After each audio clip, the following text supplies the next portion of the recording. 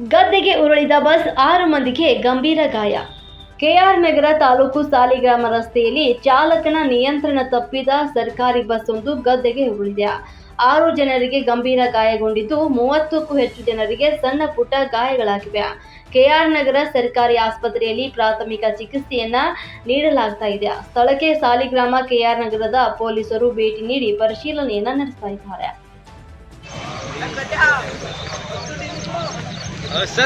steering ಬೇರೆ ಕಟ್ಟಾಗಲ್ಲ ಅಂತಕ್ವ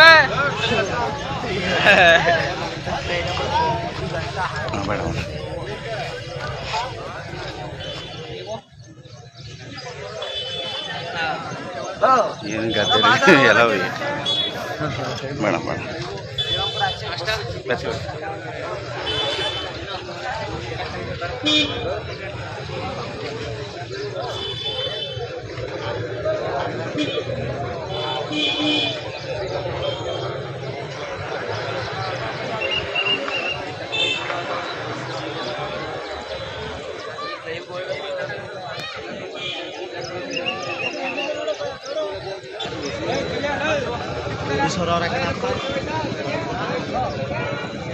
ಒಳಗೆ ಹೋಗಕ್ಕೆ ಬೋದ್ಗಿದ್ರು